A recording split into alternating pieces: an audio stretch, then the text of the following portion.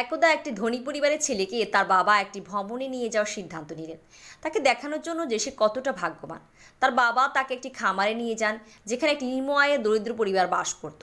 তারা খামারে বেশ কিছুদিন কাটালো। তারা পরিবারটিকে তাদের খাবারের জন্য কাজ করতে এবং তাদের জমির যত্ন নিতে সহায়তা করলো। যখন তার খামার ছেড়ে চলে আসে, তখন তার বাবা ছেলেকে জিজ্ঞেস করলো যে সে তাদের ভ্রমণ উপভোগ করেছে কিনা এবং এই অন্য পরিবারের সাথে কাটানোর সময় সে কিছু শিখেছে কিনা। ছেলেটি দ্রুত উত্তর দিল, পরিবারটি খুব ভাগ্যবান। তার বাবা অবাক হলেন আর জিজ্ঞেস করলেন, তার কাছে এমন কেন মনে হলো? ছেলেটি বলতে শুরু করলেন, আমাদের একটাই কুকুর আছে, কিন্তু সেই পরিবারে 4টি আর তাদের মুরগিও আছে। তাদের সাথে খেলার মতো অনেক মানুষ আছে। আমাদের উঠোনে একটি পুল আছে, কিন্তু তাদের জমির মধ্য দিয়ে একটি নদী বয়ে চলেছে, যা অন্তহীন। আমাদের ঘরের বাইরে লাইট আছে, যাতে আমরা রাতে দেখতে পারি, কিন্তু তাদের আলো দেওয়ার জন্য বিস্তৃত খোলা আকাশ এবং সুন্দর তারা রয়েছে।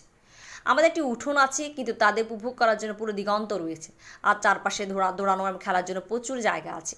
বাবা বাকরুদ্ধ হয়ে গেলেন। অবশ্যই ছেলেটি বাবাকে বললেন, ধন্যবাদ আমাকে দেখানোর জন্য যে সুখী লোকেরা কীভাবে বেঁচে আছে, তারা খুব ভাগ্যবান।